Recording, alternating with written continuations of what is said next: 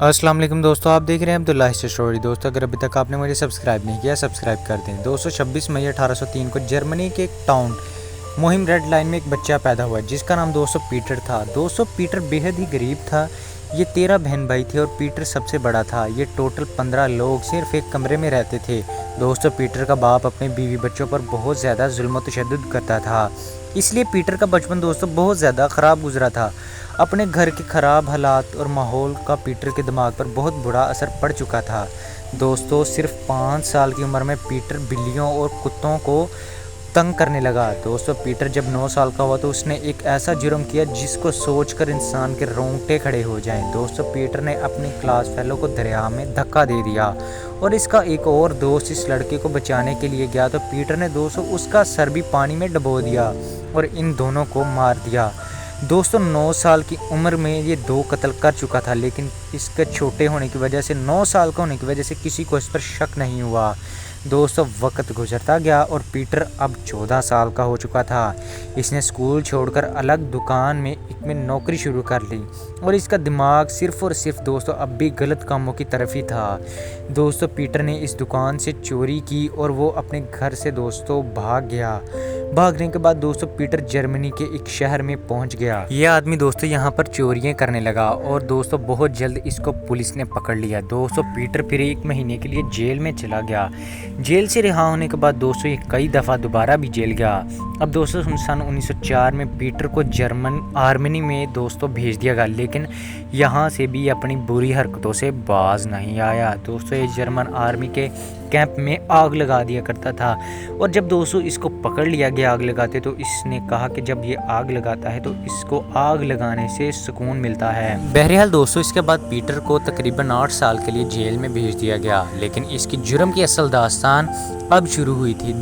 سن 1913 میں Peter German کے شہر میں رہتا تھا۔ یہ اس وقت 30 سال کا تھا جب اس نے ایک رات ایک گھر میں چوری کے لیے داخل ہوا اور وہاں اس نے ایک 9 سالہ بچی کو چوری کی واردات کے دوران بے دردی سے قتل کر دیا۔ اور یہ ظالم انسان لوگوں کو قتل کرنے کے بعد ان کا خون پی جایا کرتا تھا۔ اس قتل کے بعد پھر اس نے کچھ مہینوں کے بعد ایک 17 سالہ لڑکی کو دوبارہ قتل کیا اور جرمن پولیس پریشان تھی کہ اس شہر میں جہاں پیٹر رہتا ہے اس میں اتنی قتل و غارت کیسے ہو رہی ہے۔ اور اب اس کا اگلا شکار جو تھا وہ ایک بوڑھی عورت تھی جو ایک پارک سے جب یہ گزر رہی تھی تو پیٹر نے اس پر حملہ کر دیا۔ اس دفعہ اس نے اس عورت کو قتل کرنے کے بعد اس کا خون بھی پیا۔ پیارے یہ کسی عمر یا جینڈر کو نہیں دیکھتا تھا کہ وہ کون سی عمر سے کوئی تعلق رکھتا ہے۔ اس کے بعد اس نے دوبارہ پھر ایک 45 سالہ مکینک کو بے دردی سے قتل کر دیا۔ اس دفعہ اس نے اس کے اوپر مکینک کے اوپر 29 دفعہ چھریوں کے وار کیے اور جب پولیس وہاں پہنچی تو پیٹر بھی وہاں اس جگہ پر پہنچ چکا تھا تاکہ دیکھ سکے کہ پولیس کیسے انویسٹیگیشن کرتی ہے۔ اور دوسری طرف پولیس یہ سمجھ چکی تھی کہ اس شہر میں قتل و غارت کرنے والا صرف اور صرف ایک ہی شخص ہے اور اس شہر میں تقریباً ہر جگہ خوف و ہراساں پھیل چکی تھی۔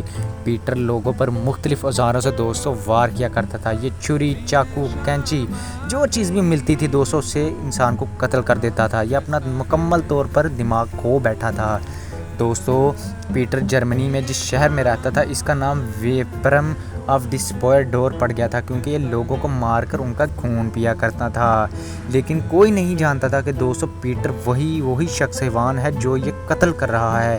پھر سن 1929 کی بات ہے جب پیٹر وہ حیوان جو لوگوں کے قتل کیا کرتا تھا۔ اس کے بعد کئی لوگوں کے لیٹر موصول ہوئے اور انہوں نے اس لیٹر میں واضح طور پر لکھا ہوا ہے جرمن پولیس کو کہ ہم نے پیٹر کو دیکھا ہوا ہے۔